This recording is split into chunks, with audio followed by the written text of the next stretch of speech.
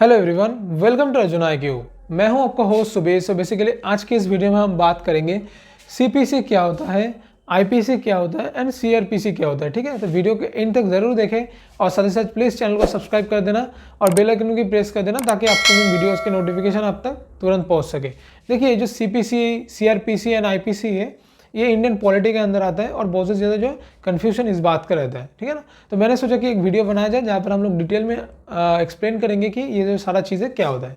और ये जो सारा चीज़ें हैं, इसको सीखने से पहले आपको ये जानना होगा कॉन्स्टिट्यूशन क्या होता है। ठीक है, बेसिकली ये जो सारा चीज़ें हैं ये कॉन्स्टिट्यूशन के अंदर ही आते हैं, CPC, CRPC, IPC। तो पहले कॉन्स्टिट्यूशन को देख लेते हैं। ठीक है, देखिए, हम लोग एवरी ईयर जो है रिपब्लिक डे सेलिब्रेट करते हैं 26 जनवरी को, है ना। तो उस दिन ही कॉन्स्टिट्यूशन का पहला जो लिखा गया था और 1950 के अंदर। ठीक है, उसके अंदर बताया गया है कि स्टेट की क्या पावर आएगा, सेंट्रल की क्या पावर आएगा। ठीक है, देन स्टेट गवर्नमेंट की क्या पावर आएगा, सेंट्रल गवर्नमेंट की क्या पावर आएगा, देन उसके बाद जगह आम आदमी की क्या पावर रहेगा, देन उसके बाद जगह लॉ को डिटेल में डिस्कस किया गया उसके अंदर, है ना। उसके अंदर ये जो सारा CPC, CRPC आते हैं। देन उसके बाद फैसिलिटीज़, क्या मिनिस्टर को क्या फैसिलिटीज़ दिया जाएगा, एक स्टेट गवर्नमेंट जो स्टेट के जो रहते हैं उसको क्या जो है फैसिलिटीज़ प्रोवाइड किया जाएगा, प्राइम मिनिस्टर को क्या फैसिलिटीज़ प्रोवाइड किया जाए, सारा चीज़ें जो इसके अंदर इंक्लूडेड है। अगर कोई न्यू लॉ अगर बनता है ना, कोई भी नया इशू हो जाता है तो ऐसा ऐसा करके नया लॉ भी बनाना पड़ता है, तो उस समय कैसे बनाया जाएगा, ठीक है, वो कैसे होंगे। तो ये सारा चीज़ें जो है कॉन्स्टिट्यूशन के अंदर है। अगर हम बात करते हैं एक एक चैप्टर की, तो कॉन्स्टिट्यूशन 2 पार्ट में डिवाइड है। 25 एक पार्ट के अंदर 25 पार्ट्स हैं और अनदर जो है 12 स्केड्यूल्स है उसके अंदर। ठीक है, कुल मिला के 395 आर्टिकल्स फॉर्म होते हैं कॉन्स्टिट्यूशन के अंदर। ठीक है, और ये जो है एक एक चैप्टर को हम बोलते हैं आर्टिकल्स। ठीक है, ताकि इजीली आपको ढूंढने में आसानी हो, तो इसके लिए बनाया गया है। जैसे कि पेज नंबर रहता है सेम तरीके से 395 आर्टिकल्स होते हैं।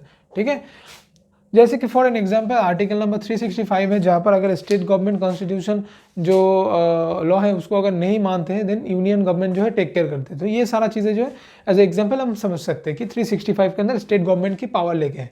अगर नहीं मानते कॉन्स्टिट्यूशन लॉ, देन क्या करना होगा। तो ये जो सारा चीज़ें हैं ये आर्टिकल्स के अंदर पाया जाता है। अभी जो लॉ के अगर बात करें तो IPC है। अभी समझते हैं IPC। देखिए, IPC कॉन्स्टिट्यूशन के अंदर ये 3 आते हैं, IPC, CRPC एंड CPC। ठीक है, पहले हम IPC को डिस्कस करते हैं।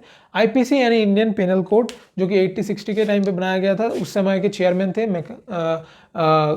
जो है थॉमस मैकले। ठीक है, उस समय के चेयरमैन थे थॉमस मैकले। तो उस समय से जो है हम लोग ये जो है सेम जो है IPC को लेके ही आते हैं, जहाँ पर बात होती है क्रिमिनल की। अगर कोई भी एक्टिविटीज़ करता है क्रिमिनल, तो उसका डेफिनेशन जो है वो जो है यानी कि IPC के अंदर दिया गया, इंडियन पेनल कोड के अंदर दिया गया। अगर इसकी हिंदी अगर नाम की बात करें तो उसको हम बोलते हैं भारतीय दंड संहिता। आप सभी को पता होना चाहिए इसको। अभी देखिए, जो क्रिमिनल एक्टिविटीज़ को उसको मतलब डेफिनेशन दिया हुआ, यानी कि डकैती किसको हम बोलेंगे, चोरी, अगर चोरी किसको हम बोलेंगे। तो ये सारा जो चीज़ें हैं ये डिटेल्स में डिस्कस किया गया IPC के तहत। ठीक है, अभी बात करते हैं। देखिए, जैसे कि कॉन्स्टिट्यूशन के अंदर आर्टिकल्स थे, वे सेम तरीके से IPC के अंदर ना सेक्शन होते हैं, यानी कि जो पॉइंट टू पॉइंट जो लिखा गया है ना कि ये क्या होता है, वो क्या होता है, अगर ये करता है तो इसके लिए क्या पनिशमेंट रहेगा। ये सारा चीज़ें जो है ये IPC के अंदर आते हैं, इंडियन पेनल कोड के अंदर। अभी जो एवरी पॉइंट है इसको हम बोलते हैं सेक्शन। ठीक है, एवरी पॉइंट को हम बोलेंगे सेक्शन। ठीक है, अभी इसके अंदर कुल मिला के टोटल 511 सेक्शन रहता है। ठीक है, 511 सेक्शन इसके अंदर इंक्लूडेड है। अभी जो क्या करते हैं ना, अभी देखिए कुछ एज एन एग्जाम्पल समझते हैं। अगर सेक्शन 307 के अंदर क्या है ना, मर्डर अगर कोई करने जाता है, मतलब ट्राई करता है मर्डर करने की, तो 307 के अंदर आता है।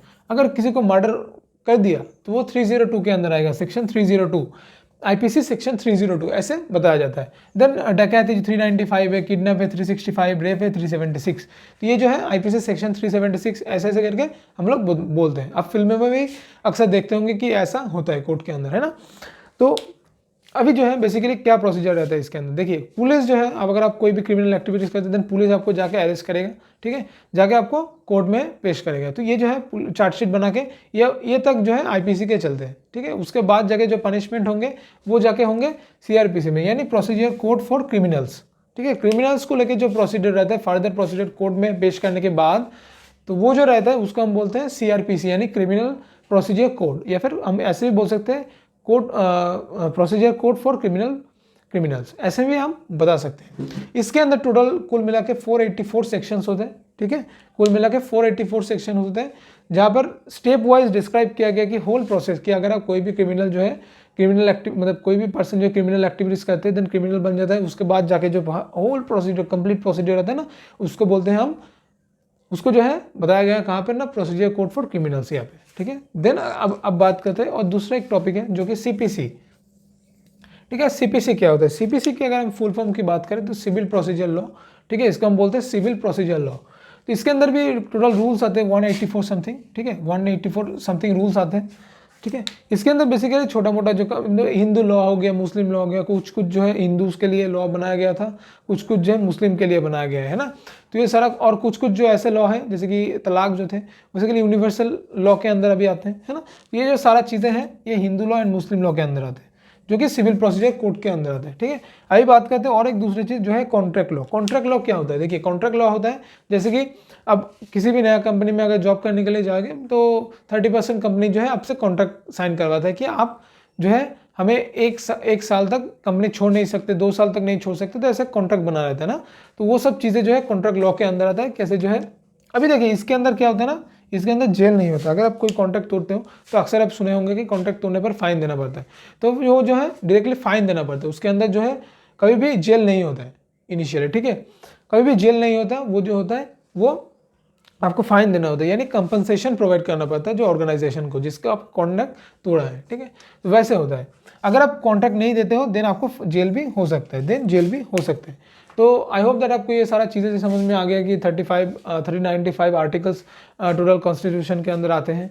आईपीसी में कोर्ट से भेजने से पहले जो कार्रवाई किया जाता है पुलिस के दौरान, तो वो जो है आईपीसी के तहत होता है, ठीक है, जहाँ पर जो है डेफिनेशन बताया गया है क्रिमिनल एक्टिविटीज़ के, ठीक है। देन उसके बाद कोर्ट में पेश करने के बाद क्रिमिनल की जो ऑल द प्रोसेस रहते हैं, कैसे कार्रवाई होंगे, ऑल द सारा चीज़ें जो है सीआरपीसी में डिस्क्राइब होंगे, ठीक है। देन उसके बाद जो है सीपीसी यानी सिविल प्रोसीजर कोड, जैसे कि कॉन्ट्रैक्ट लॉ, मुस्लिम लॉ, हिंदू लॉ, ये सब कुछ इंक्लूडेड आते हैं। आई होप दैट आपको ये जो सारा चीज़ें समझ में आ गया होगा आज। और अगर आपको समझ में आ गया देन प्लीज़ वीडियो को लाइक कीजिए और फ्रेंड तक शेयर कीजिए ताकि ज़्यादा से ज़्यादा पीपल जो है ये सब चीज़ों के बारे में जान सके और हमसे भी जुड़ सके। और अगर आप चाहते हैं तो सब्सक्राइब भी कर सकते हैं चैनल को और बेल आइकन दबाना मत भूलना ताकि आपको मेरे वीडियोज़ की नोटिफिकेशन आप तक तुरंत पहुँच सके। तो आज के लिए इतना ही। जय हिंद, वंदे मातरम।